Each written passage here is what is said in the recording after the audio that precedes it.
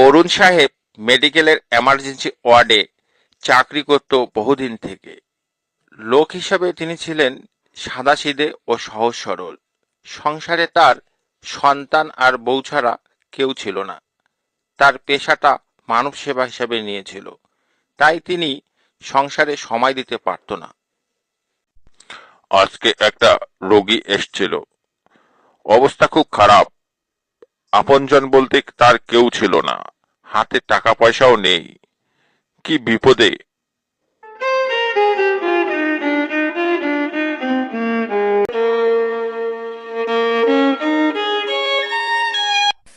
তুমি কি করলা? তোমার বেতন থেকে তার ওষুধ কিনে দিলা? তুমি কি একবারও সংসারের কথা চিন্তা করো? তোমার সন্তান প্রত্যেক দিন বায়না ধরে, বাবা অফিস থেকে আসার সময় ব্যাট নিয়ে আসবা। কি যে বলো! ব্যাট 1 মাস পরে কিনলেও কিছু হবে না। যদি লোকটা মরে যেত তাহলে তার পরিবারের কি হতো, এটা একবার চিন্তা করেছো? শোনো, এর জন্যই মানুষকে সৃষ্টির সেরা জীব বলে। ঠিক আছে, তারপরও তোমার পরিবারের কথা চিন্তা করতে হবে। তুমি ছাড়া এই গ্রামে আমাদের জন্য তো কেউ নেই।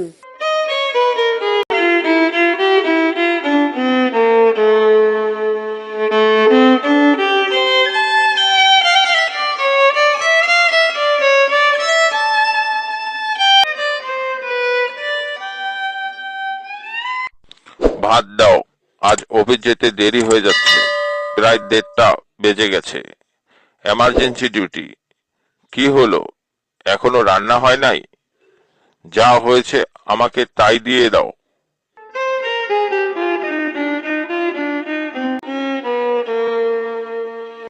শোনো, আজ লিখনের জন্মদিন। তুমি 1 ঘন্টা আগে আসবা। রাতে দেরি করে আসলে আর দরজা খুলবো না।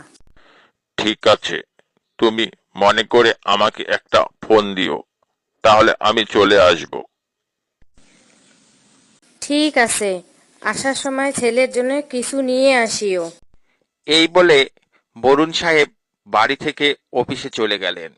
9টা বাজার আগে থেকে তুমুল ঝড় শুরু হয়ে গেল। চারিদিকে শুধু অন্ধকার আর অন্ধকার। রাত 12টা পের হয়ে গেল।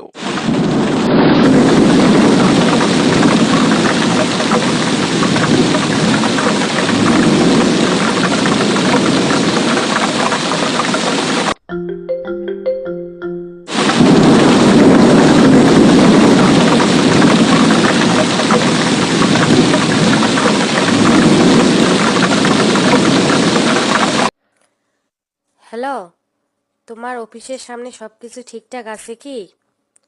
তুমি বাড়িতে আসার জন্য তাড়াহুড়ো করো না। রাস্তা দেখে একটি রিক্সা নিয়ে বাড়িতে আসিও। হেঁটে আসিও না, ঝড়ে বিদ্যুতের তার ছিঁড়ে গেছে। ঠিক আছে, বাড়িতে তোমাদের কোনো সমস্যা হয়নি তো? তোমরা বাড়ির বাইরে বের হয়ো না। ঝড় কমছে, আমি অফিস থেকে বের হব।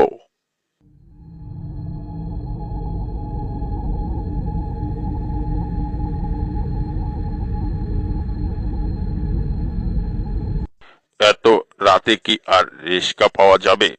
দেখি, এত রাতে কি আর মানুষ বের হয়? তারপরও একটু অপেক্ষা করি। যেহেতু ঝড় হয়েছে, কোনো জায়গায় রিক্সা দাঁড়িয়ে থাকতে পারে।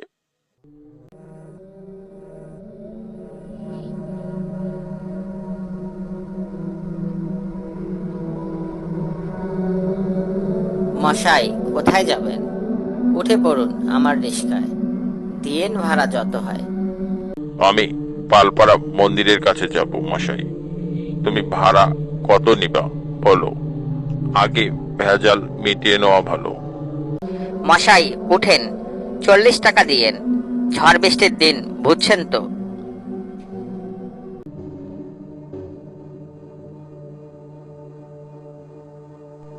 কতদিন থেকে রিক্সা চালাও ভাই? তোমার বাড়িতে কে কে আছে? বাড়িতে বউ আর একটি মাত্র সন্তান আছে, তাও আবার ঠিক মতন খেতে দিতে পারি না। দাদা, কিছু মনে করবেন না, ওই দাদাকে তুলে নেই। উনি মনে হয় বিপদে আছে। দাদা, কোথায় যাবেন? ইঞ্জিনিয়ার পাড়া। কোথায় থাকেন? আর এখনো ভালো জায়গা পাই নাই, কোন রকম থাকি পানির ট্যাঙ্কির উপর। বরুণদা এতক্ষণে বুঝতে পেরেছেন যে এরা মানুষ না, কিন্তু মনে সাহস নিয়ে সিটে বসে থাকলো। হঠাৎ পাশের লোক একটা পচা মুরগি বের করে খেতে শুরু করলো। রিস্কালা ভাই, একটু খাবা নাকি? দেখো খুব টেস্ট, 15 দিন আগে মারা গিয়েছিল। দেন দাদা, একটু চালাতে চালাতে খেয়ে নি। ও দাদা, আসলেই তো খুব টেস্ট। ওই দাদাকে একটু দেন। না দাদা, আমি খাবো না, আজ রবিবার, আমি নিরামিষ। দাদা, ইঞ্জিনিয়ার পাড়ায় এসে গেছি, ভাড়া দিয়ে নেমে যান। ঠিক আছে, এই নাও ভাড়া। ভালো জায়গা পেলে আমাকে বলিও। ঠিক আছে দাদা।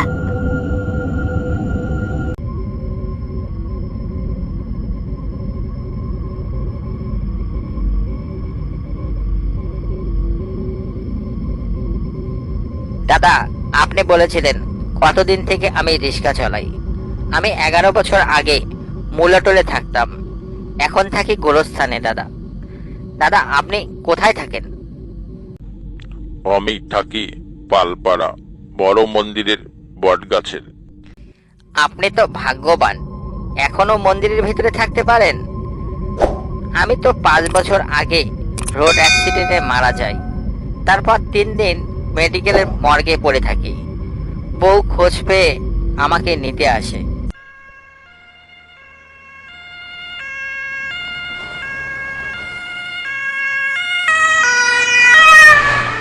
ওরে কৃষ্ণের বাপ, তোমরা এলাও ঘুমিয়ে আছেন? ঘরে কোনো খাবার নাই, খাওয়া গোনা না খায় আছে। তোমরা রিস্কে গোনা নিয়ে বের হও, পরে ঘুমাও, পরে ঘুমাও।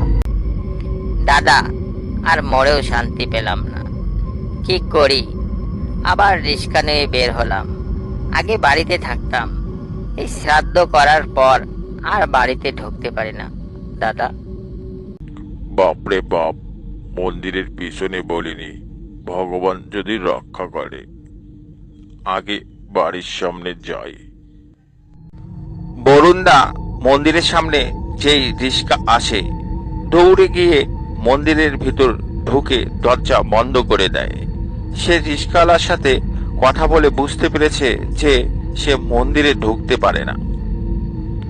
ওরে শালা, ও তো জ্যান্ত মানুষ ছিল, আমি শিকার নষ্ট করে ফেললাম।